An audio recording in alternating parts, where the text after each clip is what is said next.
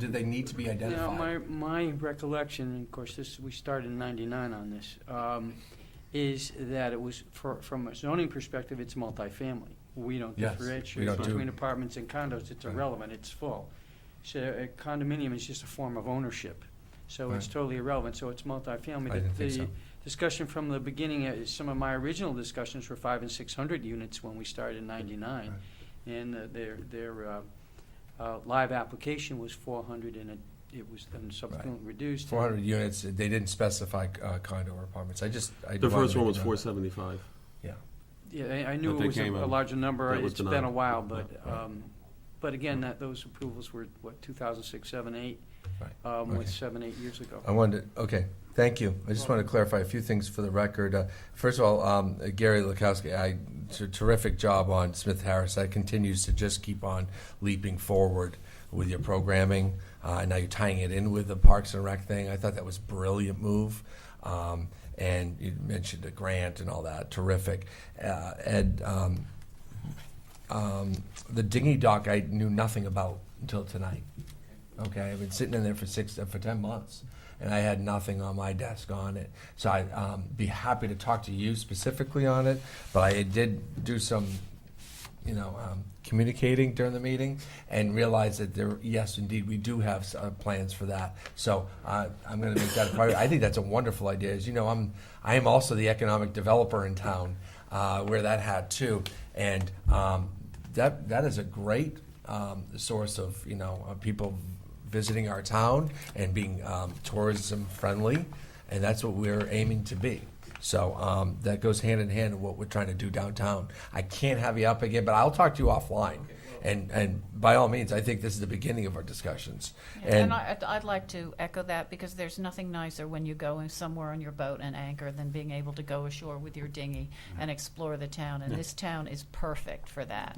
You come ashore and you can walk very easily to the restaurants and all the local places downtown, and I think we need to encourage that. Your public works guy was here tonight on the job, Joe Berga, and we winked at each other when you were discussing trees trimming need on Oswegatchie Hills Road. So we'll go out and take a look at that.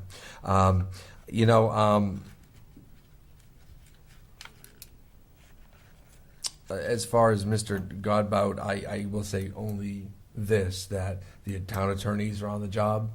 Our state resident trooper is on the job. His resident trooper system is on the job, and the FOIA commission is also on the job.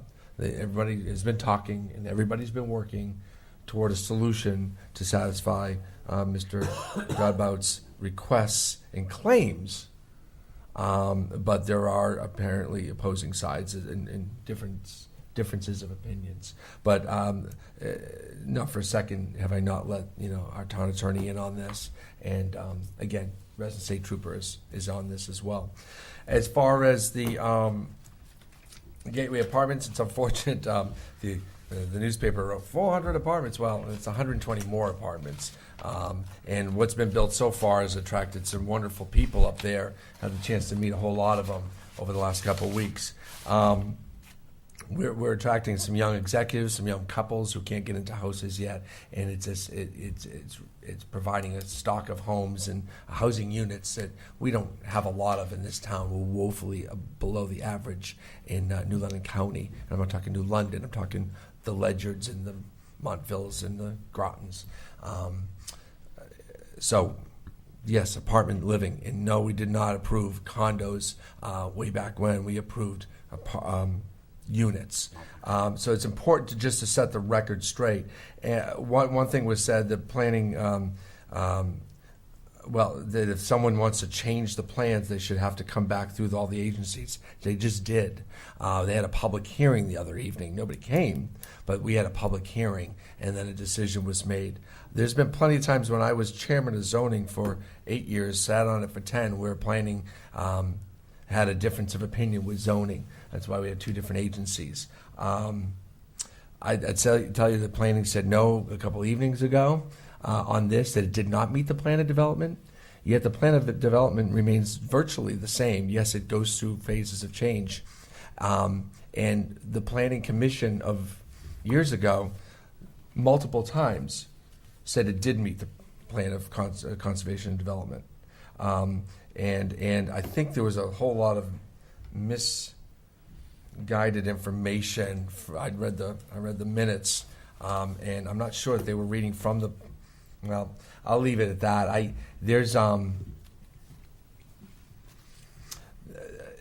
It's unfortunate there was some disagreement there, but I think planning did their job, and zoning did theirs, and all the information's out there. And they did go through the agencies properly to change the plan that was approved. Everything was done legally, etc. Last bit of information, I hold my hand, the Gateway Development East Lyme LLC. This is the conservation easement for Gateway. When they built those apartments, they were to hold some land for open space. The conservation easement has not been signed yet. Usually you wait to the end of the development to turn over those kind of things, and the Mylars and the deeds and all that. We're going to go ahead and do that now because there's some question whether that was done and if it will ever be done. And by all means, it's going to get done. So I'm pushing our attorneys along in theirs as well. We're going to sign the conservation easement as soon as possible on that.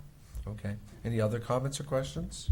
Mark, I just want to follow up on what you said, because the comment that I heard today, kind of, I've heard in zoning, and it always concerns me that there's a different person that rents and owns. There is, and that's for a reason. I've gone to a lot of council of governments meetings on housing summits. Like you said, there is a demand right now for rental housing in this area. It's one of the reasons why people are moving out of here. It's really expensive. The units that we're talking about are not that cheap. They're actually equivalent to what it would cost to have a condo. There are a lot of people that don't want to own. There's a lot of retirees. Actually, one of the biggest categories of people that want to rent are people that are retiring. People that came from cities, moved to the towns, and now want to rent. They're tired of the maintenance.